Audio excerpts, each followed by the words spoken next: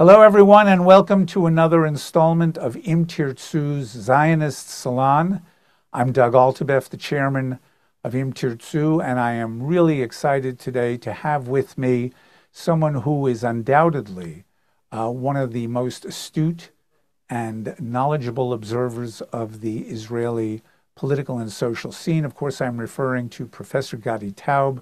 Gadi is that rare combination of a serious academic, respected public intellectual, and a tell-it-like-it-is commentator with a great sense of humor. Gadi is senior lecturer at the Pfefferman Institute of Public Policy at the Hebrew University here in Jerusalem.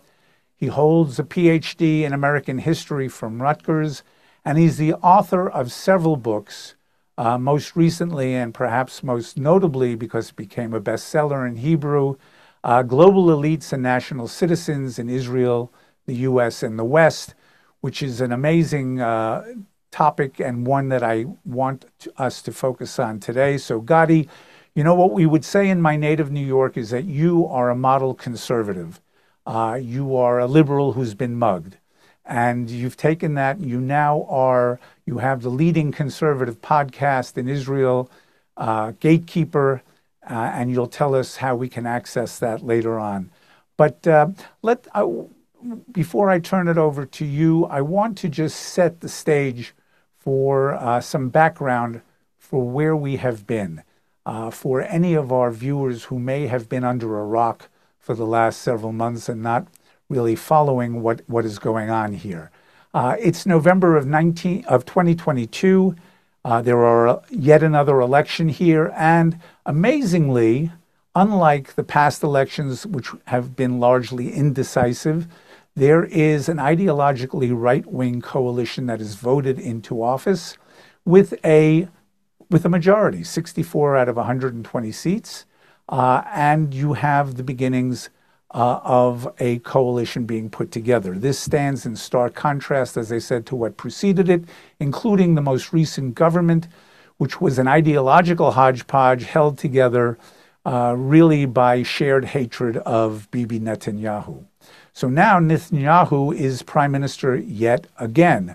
And within about a month of the coalition coming together, true to the campaign promises that were made by the parties running, a comprehensive proposal is released regarding curbing the untrammeled and the unchecked power and discretion of Israel's oligarchic Supreme Court. And this is spearheaded by Justice Minister Yariv Levin and Constitutional Committee Chairman Simcha Rotman from the Knesset. The pushback is immediate, is visceral, is angry, and it takes several forms. First of all, what many people noticed right away was that there was an Orwellian character to the pushback. What do I mean by that? Well, here you have the oligarchic, unelected, unaccountable 15-member Supreme Court serving, according to the protesters, as the last bastion of democracy in Israel, while the duly elected coalition, which represents a majority of the citizens of Israel, is a dictatorship that is staging a coup. So Orwell, wherever he is got to be laughing his sides off, because he coined doublespeak, which is talk that is the exact opposite of reality, and that seems to be what we have a little bit about. Also, and Gadi, you'll expand upon this, I'm sure, but from an early moment, it became clear to many of us that these protests were not really about judicial reform so much as they were about other issues, whether it is overthrowing the government or fears of a theocratic takeover of Israel, or fears that the Israel of old is not to be found anymore. There are other issues that seem to have been involved. And lastly, the protests right from the get-go seemed, yes, there was some spontaneity, but they are highly orchestrated, highly choreographed, messaging that was somewhat reminiscent of the anti-Trump resistance messaging from 2016, and very, very, very well financed. And that's something that I think we would like to discuss today. So our topic really is, and it's apropos of your of your bestseller book, what happens when elites choose to uncouple from the rest of us, and what happens when those elites use their wealth and their power and their influence to break faith with their own people. So Gadi, maybe I'd like to turn it over to you at this point, and if you could start by fleshing out the very brief summary I just gave to bring us up to date to where we are today. And welcome, welcome. It's a pleasure to have you. Thanks for having me, and thank you for the very kind introduction. Well, is looking at the big picture historically, I think what we are seeing is probably the end of the hegemony of the Israel's old elites, or rather their sons and daughters, which did not inherit the old commitment to the public good, but did inherit the sense of privilege. And the original struggle began in 1977. And I remember it very well because when Begin was elected, and I had a field trip that day. I was 12 years old. And I came down from my room, and my mother was preparing my food for the field trip. It was very early. Everyone was sleeping. And she said, Begin was elected prime minister. And I sat down on the floor and I cried because I didn't know much, but I understood from my parents that this must be the end of the world. So I know that very personally, because these people, my parents were very committed Zionists. My mother is from the Shmutz, Hashomer HaTzair. Her mother was a real pioneer, made gravel with a hammer in the swamps of Emek Israel, the Valley of Israel up in the north. As her husband was also a pioneer, who was doing the drying of swamps with eucalyptus trees. So that's one side. My father, on the other side, was a Palmachnik. He was in the Palmach underground, and then the Israeli army, and he lost half his left hand in one of the first battles of the War of Independence. So he had to leave his job as a blacksmith, and because you can't do it with one hand, and became an economist.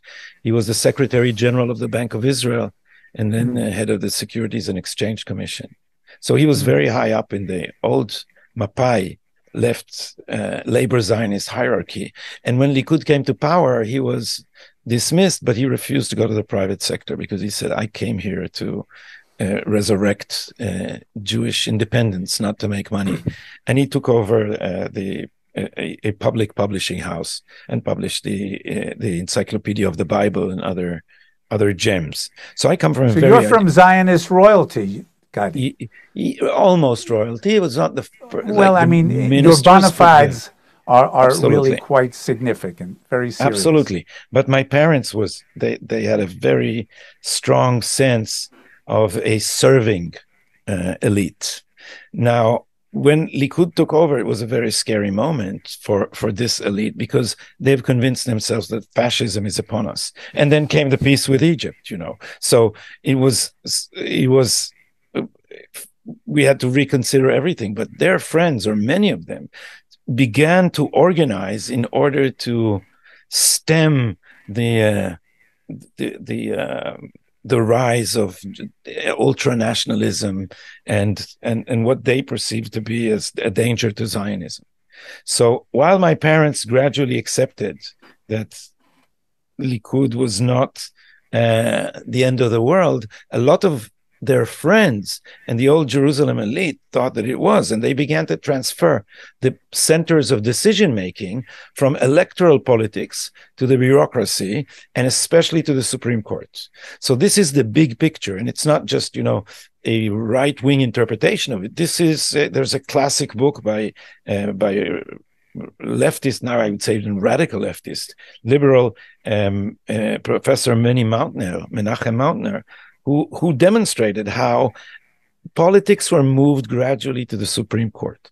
This met the extreme ambitions of Judge Aaron Barak, whom, if you cross John Marshall and Earl Warren, you will get about 5% of Barak's judicial hubris. And he began a process in which the Supreme Court became our uber government. So while the old elite began to entrench itself in the bureaucracy, it also died away and was replaced by a new, largely individualistic, self-realization kind of elite, which developed a strange sense of alienation to Jewish identity. They aspired to be a Sweden in Hebrew. They aspired to be European or American, and Jewish national identity kept pulling them back into the warm, swampy, familial identity of the Jews. And so they began, and you can see it in Haaretz. Before I started writing in Haaretz, I no longer write for it because, as the publisher says, Taub's opinions are illegitimate. It should not be heard. He means that I support the reform. Half the country's opinion is illegitimate in Haaretz. So they have one blind eye. But before I started working for them, I published a column there for free. I wrote a piece called Israel is Not Us, in which I tried to say that the Haaretz is the main organ in which the new elite defines its identity as a negation, not of diaspora, but as a negation of Zionism, as a negation of Judaism, as a negation of national parochialism. And so if you understand that, you understand the visceral fear that this elite was seized by because of the reform, because this elite managed to impose its opinions outside electoral politics because it supported an omnipotent Supreme Court, which people don't understand this outside Israel. There is nothing that the courts thinks is not its purview. It can and does interfere in any sort of government action, from appointments to legislation and to policy and everything in between.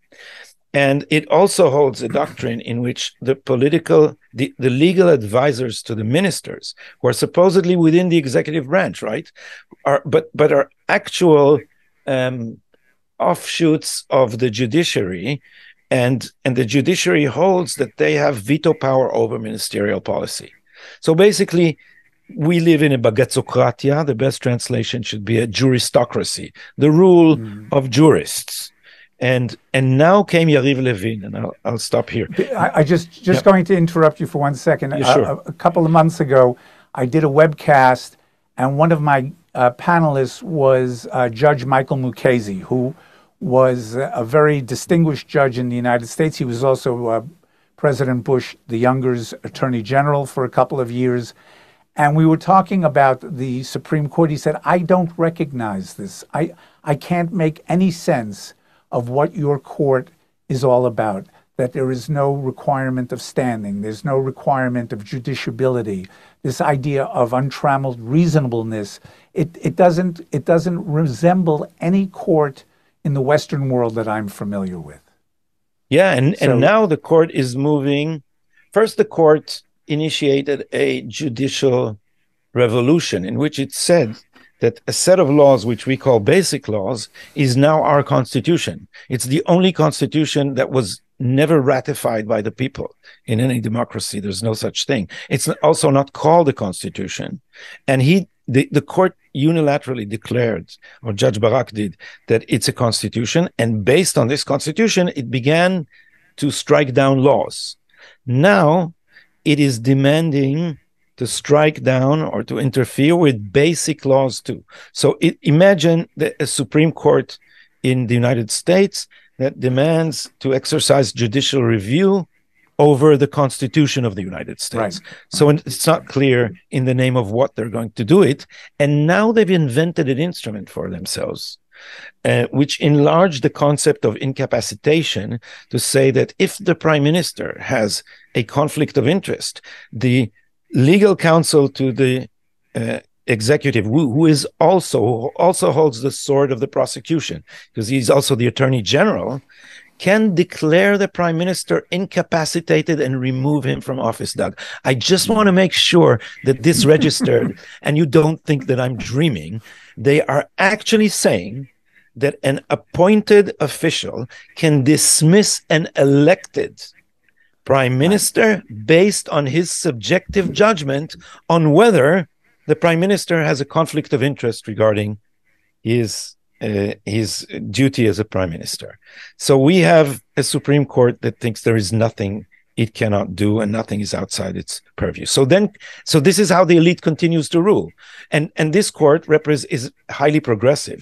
It represents the ideas of Meretz, the progressive party, which didn't pass the threshold to the parliament. Right. So we have an uber government representing a party that can't be not elected to power, but can't even enter the Knesset, and they are ruling us. So then came Yariv Levin with a reform that says, okay, the court can't rule Israel anymore because that contradicts the idea of democracy, and we are going to give power back to the parliament. And then this whole mess erupted, as you rightly pointed out, under the Orwellian name of a protest to save democracy. It's actually a protest to save elite privilege from democracy. Right. That's what it is. Right. But, you know, it's interesting, and your thoughts about this, we now realize, thanks to Ehud Barak and a couple of others, that the resistance to all of this really predated the proposals that were presented by Levin. And they really started the night, as it were, that the election results came in. So why was that the case? Is this a Bibi overdose? Is this the shock and horror that here he's back again, like in a bad horror film? You know, the vampire returns to power. The Empire Strikes Back. Yeah, something like that. What was that about? What is the real? And it shines a light on. You know, Barak said, "Well, look, judicial reform has really always been a pretext for what I at least have been about, which is, and this is where I'd like you to help us. What is it about? Is it just about overthrowing the government, getting rid of Bibi, or is there something deeper that he's looking to accomplish?" There are several connected strands. Some people are genuinely worried that the liberal secular way of life is in danger in the long run because demographically the religious, the traditionalists, who Americans call conservative, but the conservatives, the real conservatives in the Edmund Burke sense in Israel are the Mizrahim.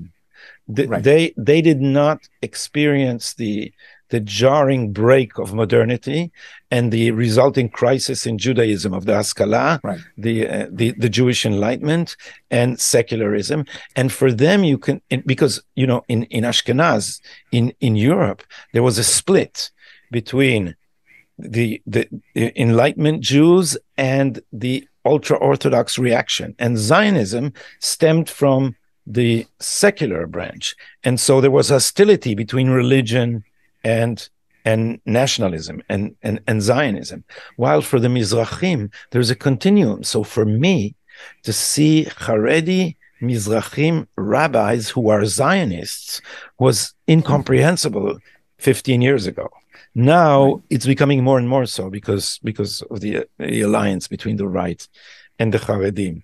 So some people are worried about the demographic danger and what they really want. And this is a naive and formalistic view of the world. They want to impose a secular constitution on Israel now so that when they become a minority, they would be protected, as if democracy is just a formal game. You know, if there will be a Haredi majority here at any point, then they may or may not treat minorities as we would hope, but there is no way to impose on a majority a permanent arrangement through democracy that it doesn't like. Right. So that's just naive. A reality check, though. Just a reality check. Right now, today, the Haredim are 13% of the Jewish community because of demographics of the Israeli population. Yes, of the Israeli population, the Jewish population in Israel. No, I think the total Oh, okay, population, let's say the including total Arabs. population. Okay. So the thought is that with demographics as they are, in the next 20 to 30 years, it might rise to 30%. However, today, a majority of the Jews in Israel are Mizrahim. A small majority are Mizrahim. And I will tell you, because I daven a lot in a Moroccan shul up north. The last thing that Mizrahim want in this country is a theocracy, okay? Yeah. Because I want to be able to make kiddush, have Shabbat dinner, and then go to a movie. I want to go to Shacharit on Saturday morning and go to the beach. And I'm very tolerant of what you do. Don't tell me what to do. It's a very live and let live, and it grows out, as you say. There was no fracturing. There wasn't the same kind of oppression that Ashkenaz Jews in Europe suffered. But that's just by way of some numbers. It's a very important comment, because the Mizrahim are actually very tolerant, and this has internal Jewish reasons, but it's also a universal phenomenon where, contrary to what they tell you if you grow up on the left, the real tolerant crowd is actually the conservatives. It's the Edmund Burkeans, and you know who observed this early on. It was Alexis de Tocqueville, who knew why the British had what Louis Hartz would call an indefeatable germ of liberty, because they are conservative, while Americans were progressives or had a progressive grain. And so, as Tocqueville predicted, individualism and democracy will end up imposing uniformity. Because of equality. So it's not surprising that the progressives in Israel are the least tolerant, as they are elsewhere, and the traditionalists, the conservatives, are far more tolerant. So this is one fear. The other fear, which should be recognized, is those who think that the most dangerous thing for Israel is Arab demography, and would therefore like to separate from the Palestinians. And for them, Netanyahu is the devil. So in the mythological sense, it's because in their imagination, Haratzachta vegam yarashta, Netanyahu incited to the killing of Rabin and then inherited him. Of course, Netanyahu stood staunchly against incitement against Rabin. He kept saying to his own followers, he is not an enemy. He is an adversary, a political adversary, and we should argue, not condemn. But in the minds of the left, which had to save its own worldview from reality, they needed to say that we would have had peace unless Yigal Amir killed Rabin, and then Bibi inherited him. So for them, this is the mythological side. The realistic side is that Bibi dismantled Oslo. We couldn't have had peace because of the Palestinians, but Bibi slowly released us from this terrible framework. And so many believe that you have to remove Bibi in order to go back to the track of peace or any kind of separation. That's the second strand. And the last strand is just an elite that's clinging to its power. And this is a class struggle. These people, it's not a coincidence that the pilots have been refuseniks, because this is an elite profession in the army. Fathers bring their sons, brothers bring their brothers, friends bring friends. And as you know, quite astutely, the guy who fixes my motorcycle, he's a mechanic. He's not educated, but he's a smart guy, and he has a, I appreciate a good mechanic who can. It's like a doctor; he can diagnose what's wrong. And he said to me, my daughter asked me, she's in high school. He said, "What is the reform about?" And I said to her, "This is the end of Chaver Mevi Chaver. This is the end of the old boys network, who only keep the good jobs from themselves." So this elite rose up against sharing power. So you see the three strands coming together, right? The idea that that their way of life is superior and they should protect it from the wild hordes, the deplorables. The second is that we should preserve a dovish foreign policy. And the third, that we should preserve our power. And this goes back to your question. Barak has nothing to do with these. I mean, he has conjuncturally. But Barak has been a failure as prime minister, and he was Bibi's commander in the army. And Bibi has been a success. And Barak is crazed by taking down Netanyahu. Barak is not exactly a moral example of anything. He was friends with Jeffrey Epstein. We don't know what their dealings were. He was his friend long after he was convicted of, I think it was trafficking in a minor for prostitution or whatever it is that Epstein was convicted of in 2008. So there's a famous picture of Barak with a scarf over his face. He later said that it was a cold day. And one interviewer, Amit Segal, asked him, well, why didn't you have gloves on then? So clearly he knew this was shameful. And so Barak has been promoting chaos. He was supporting the black flags way before the elections, and all the move. And he supported the people who tried to pressure the attorney general into indicting Netanyahu. So he was always after Netanyahu. And recently, you probably saw this. It's unbelievable. It's like a combination of the Bible, a Turkish I know melodrama, where you're going with this. And psychedelic drugs. He said, a friend of mine who's an historian told me that when the River Yarkon has floating corpses of Jews killed by Jews, then I will be called upon. So this, of course, he said a disclaimer. I hope this will not happen. But this is the reverse Ezekiel vision, right? Yes, exactly. I called it the prophecy of the wet bones. You're exactly on target. So this man's imagination is, and so he foments chaos, and he has a very. Because on the other hand, he's very rational, and he has a very well-organized plan in which they're now driving us to a crisis. And the crisis is going to be the Supreme Court is going to drive us into a constitutional crisis by striking down the reform that says it can't strike it down.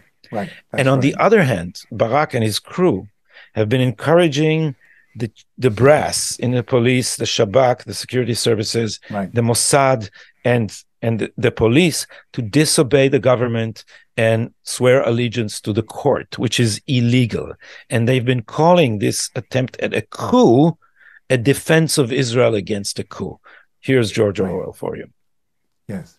Okay, so let's talk about other kinds of leadership that's involved here. You know, when the protests started, I kept reading, well, this is all coming from America, the guidance from America. It's all sort of a reprise of anti-Trump stuff.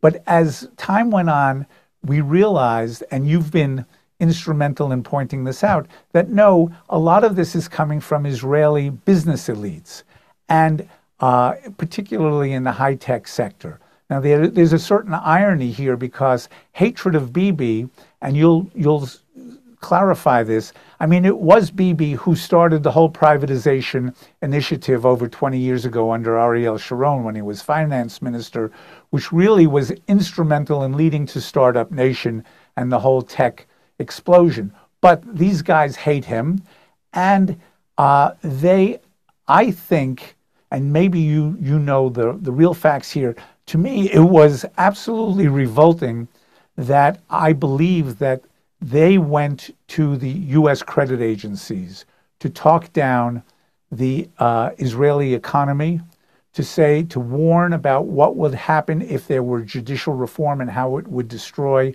the economy. The result was that Moodys cast a shadow on Israeli creditworthiness. But to me, this is really breaking a small shadow. I don't know what exactly and who spoke to who. And we have a lot of rumors. This is very hard to verify, but we have threats by these people to suffocate the poor. So one of the younger leaders, he's like the Che Guevara. It's like a high-tech guy, like a charismatic guy with a revolutionary vibe, and not very deep. So he conceived the March on Jerusalem with a flag. These people don't have a very clear historical imagination, or they would remember that the March on Rome was not the beginning of democracy in Italy in the 20s. So he said he got this idea from Nicole Pashinyan, the Armenian prime minister, who arranged a march on the capital in his country. And he said, in the case of Armenia, it was the march of the poor against the rich classes. While in Israel, it's not, he says. In Israel, it's the march of the elites against the government. Right. And then he had the government that the poor have elected. So basically, he almost said that this is a war of the rich against the poor, and not something else. And then he clarified, and he said, we'll see now a move to take credit out of Israel, and then the people who would suffer, the poor people, will suffocate under their mortgage, and they won't have money for groceries, and then the government would fall. So there's and then Kobi Richter, he's Barak's friend, a billionaire, and he didn't exactly say that this is the plan, but he said we are going to see a lowering of Israel's credit, a rise in rates, and then the first to suffer will be the poor people who voted for Likud, and then the government would fall. So this is. But he said it in a way that sounded like, I can't wait. I'm really hoping. It began with saying, great. He said, we are security and we are the economy. Like, we hold all the power. Now, if you read Moodys' report on Israel, did not change our credit status. It just mildly changed its projection of the future. And if you read the report, what they're saying is that the problem is not the reform. The problem is the chaos, as they say, engendered by the reform. But if you look at this with clear eyes, then what they're saying is the protest is casting a shadow over Israel's future. These people who are going wild now and ready to burn down the house, they are the problem. And also, Moodys realized that the Supreme Court was too powerful in Israel.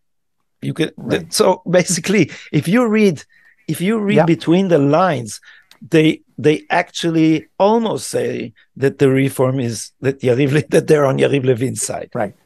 If you read between the lines, what they're saying is sort of what I was saying, which is, who are these crazy business people who are coming to us and screaming that that the house is burning down? Yes. Something must be wrong when your business elite are talking about their own house burning down, and they want us to know about it. These are the arsonists that are screaming for the fire brigade. And just another important remark, because I think that the Biden administration is playing a vital role. It's just that unlike what we believed, it's not where the money is necessarily coming from. Although in some indirect channels it is, but they are providing them with moral and political support.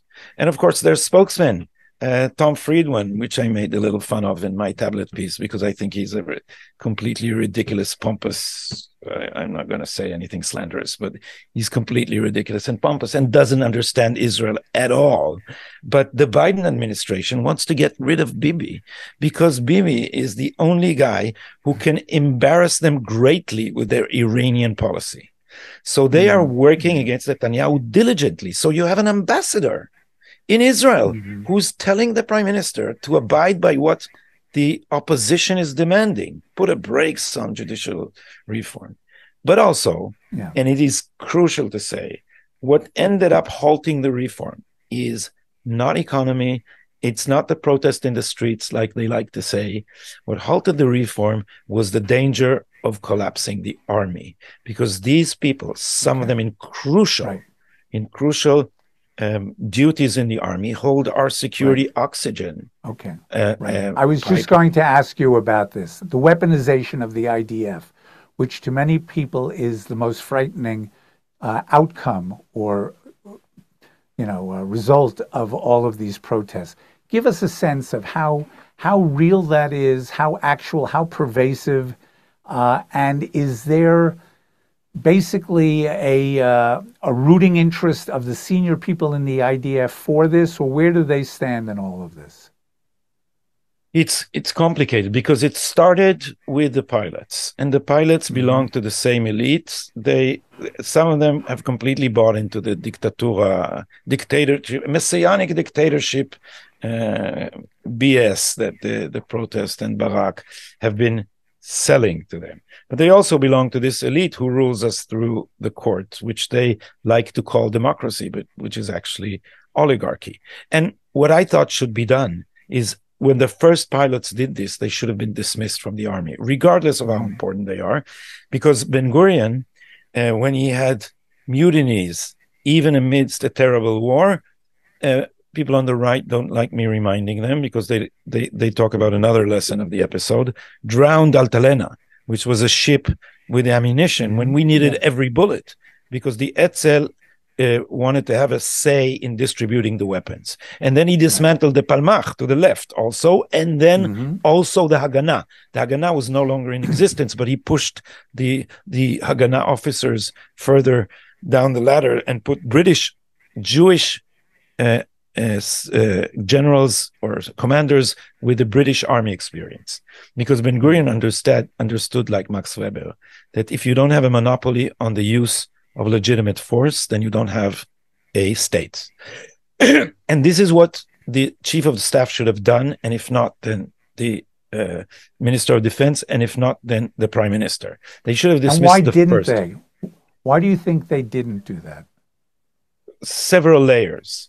One is that the good old boys network is so important to them. So Herzi Halevi, who's the IDF chief, which is a very weak character, just mumbled. Because, you know, I was in the Air Force. I was not a pilot. I was kicked out of pilot's training after 1 year, after I turned out I was not such a good pilot. And I can tell you, pilots love their airplanes like the Polish cavalry, like their horses. They won't give them up. So if you take two pilots and say, okay, from now on, your reserve duty is to sit in the entrance of the base as a Shin Gimel, as a gatekeeper, and you will let the pilots in, and you will see, and the next time you will see your F-15 Eagle is on the Independence Day Matas. How do you say Matas in English? Yeah, the flyover. The flyover Tel Aviv. So no other pilot would have joined them. But then first of all, the press gave them tailwind and encouraged them. The press kept warning us from what would happen to battle readiness while they were really threatening us. And the press kept framing it as, look what you made them do. It's like they have broken the taboo of not taking your political controversies into the army and threatening not to protect Israel. You know, there's one who said, I will not, if this reform passes, I will not attack in Iran. This is how, so you're holding the security of the country hostage? And then came one of the vote on the only part of the reform, which the court will now strike down, was passed in the Knesset. And a bunch of Air Force officers demanded that the majority in the Knesset submit to them in the name of democracy, Doug. A bunch of colonels is trying to subdue the parliament in the name of democracy, and the press is cheering this on. So that was a major turning point, watershed. And then people began to fear that the army will no longer obey elected governments. So now we are in a crisis. And look, this is a double-edged sword, because one of the first things that Chaim Ramon, former Minister of Health and Minister of Justice, and a leftist, by the way, he supports the two-state solution, said, forget evacuating settlements. It's gone. Because if the pilots don't want this, then the Golani won't, the infantry won't do that. Because in the infantry, you have like a third of the command is religious Zionism. Yes. So what it does is it normalizes or legitimizes the idea that I, as a soldier, have a veto over orders given to me if I don't like the public policy that the orders represent. Exactly. And that's not a way to run a country, as they say. Let's just, because I'm sensitive about the time and the topics. You mentioned earlier your thought that the Supreme Court is likely to strike down in September when they review the reasonableness law. No chance you think that they finesse it, that they massage it in a way where they don't directly do what you say, which is clear to me that striking it down is declaring the Constitution to be unconstitutional. Is there some mid-ground path that they might take? They might, but they don't seem inclined to. I interviewed yesterday on my radio show Professor Avi Bareli, who's the head of the Ben-Gurion Institute for the Study of Israel and Zionism. And he said the most radical element here is the court. The court has been pushing to no compromise. And since the court has emptied our parliamentary politics, it was amazing because there were negotiations in the president's mansion, as you remember. And you could see nobody cared what the opposition was saying. Yair Lapid, Benny Gantz, they can say whatever they want because nobody cares. The only important thing is, will any agreement that we reach be respected by Chayut, the president of the court? Will she or will she not strike it down?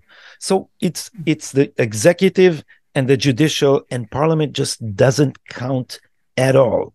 And what happened there is that the judiciary, although not directly involved or pretending not to be involved, had its emissaries, people who were loyal not just to Chayut but also to Aaron Barak, who was the legendary former president of the court, and they refused any compromise. So judging by that, they are pushing for a constitutional crisis, which they think they can overthrow Netanyahu with. And therefore, the most important date is the incapacitation.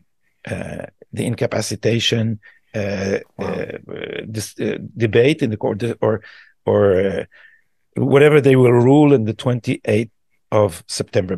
And what I predict they will do, they will say this is a basic law, and we are not striking it. We're postponing it to the next Knesset because it's personal, because it's designed to protect Netanyahu, which is completely ridiculous. Because they were personal. There is an incapacitation clause in the basic law, the executive in Israel, and it says that. How is Esther Hayut even hearing the reasonableness standard? She has publicly addressed it. She should be disqualified just the same way the Attorney General said that Bibi should be disqualified from. He has a conflict. Doug, this is very touchingly naive. A contradiction of interest is for weak people. It's not for sublime judges. This is for humans. Right. So it's for Bibi. It's not for, right. But I want to emphasize that the problem is not reasonableness. Reasonableness will have no effect. It's actually completely transparent. I agree. The real thing is incapacitation. They invented for themselves a made-up power to dismiss a sitting prime minister without a trial. And when people will begin to realize this, if they do this, I can tell you that I am deeply worried that civil war is going to become a possibility. Because, the right wing is much less activist than the left. But when you trample on enfranchisement, and you say to people, henceforth, you are disenfranchised. As Chaim Ramon told me on my podcast, he said, they will not feel that their vote was canceled. They will feel that their existence was canceled. They are canceled. Canceled, right. That's exactly right. And here, you cannot predict what chaos this will unleash. So what can we do about that? What can the rest of us do on a grassroots basis to sort of affirm that we are not canceled, that we do exist? What would you recommend that, Im Tirtzu is a very grassroots oriented organization. We're all about empowering our citizens, our youth. What can we do to say, look, we're not going to be usurped, we're not going to be sidelined, we're not going to be canceled? So I think part of Im Tirtzu's unique talent is in political drama. they are capable and have always been you're working in a hostile media environment. The press is lying about everything, and they're completely one-sided. And so you can sabotage that with drama. And we've all learned this from, the first real teacher of this was Martin Luther King, who knew how to manipulate public opinion by political drama on television, while sending people who are dressed and with empty hands to face police with dogs. And that tells you everything. People sitting in their living room would say, wait, here is Jesus and Jefferson on this side, and here are those ex-slaveholders on the other side. So who's right?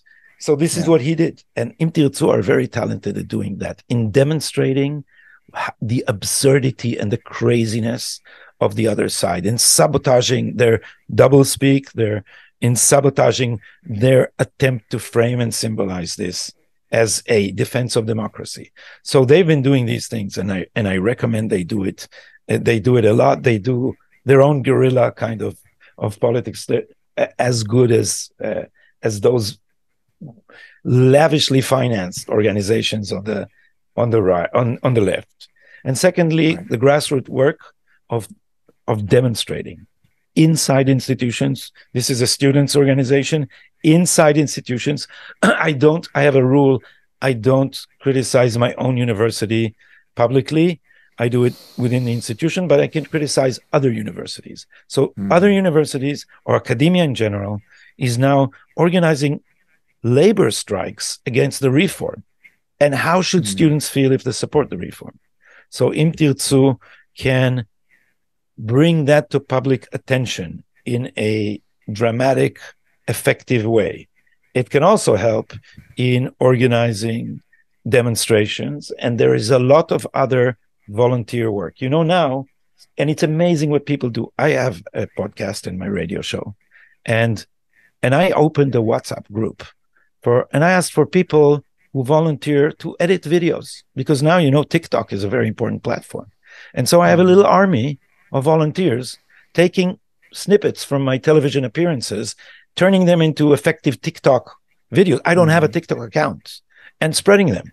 And so students are very good at that. They can take Tirtzu propaganda, Tirtzu material, and find enough volunteers to spread it around in modern media. So use that too.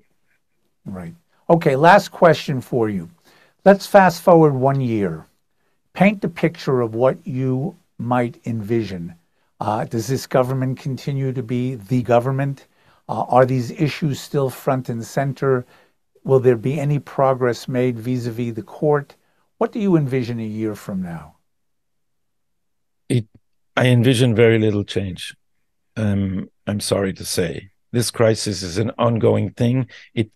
The judicial reform is an excuse, and they'll keep at it. And the court will help them, and the media will support them, and we'll be facing an uphill battle. However, if we pass the hurdles that are now confronting us, like the question of recruitment of Haredim, and the government needs to keep power. Machiavelli's mantenere lo Stato. Keep power in your hands, because slowly we can do things. And the real hope for me is not the return of judicial reform as it was, but we should focus now on commissions of inquiry. We don't have committees like the American Congress has with oversight authority. We have commissions of inquiry, and we need to start from the bottom, because this whole system works partly because at the bottom level, the prosecution is also theirs, and they prosecute basically all important right-wing politicians, and they let the left alone. So it's important and they do many other things. And these are human rights issues. Now there is the issue of illegal spying on citizens, which is a human rights issue. And of course, they're trying to frame it as political, but we should start returning civil rights to Israeli citizens, because this is where democracy should start. And it gives you an idea that they are now, I just saw before we started this recording, that a bunch of them is now submitting an appeal to the court to prevent the formation of the government, of the government commission of inquiry about the Pegasus spyware that the police has been using on citizens. So they are not on the side of human rights, but we are. And we should start from there, because these are the seeds for returning democracy to Israel. Right. Well, Gadi, what you said to us is both enlightening and very sobering. And sobering is maybe an understatement, because we have some real challenges ahead of us. One of the things, and I know you believe this, I certainly believe this, Tirtzu is dedicated to this, is that the citizenry of Israel is very strong. We're a strong people. In many respects, we're stronger than our government. We get it. And I know it's your hope, it's certainly our hope, that that strength will make itself known, will prevail, will not be diminished in the face of these challenges. And as you say, the challenges will continue. So it really puts the onus on us to be strong, to be mindful, and to be dedicated to making sure that Israel stays the democracy, the beautiful Zionist vision that we are dedicated to it. I want to thank you for your time today. I want to applaud you for your tireless efforts on behalf of sanity in this country. And it really is that basic. And I urge all of our viewers to look at Gatekeeper, to follow you, and they will be, it'll be well worth their while. There's a lot of enlightenment and education to be had. Keep slugging, Gadi, and thanks again for your time today. And thank you all for joining us in Tirtzu Zionist Salon. Thanks for having me.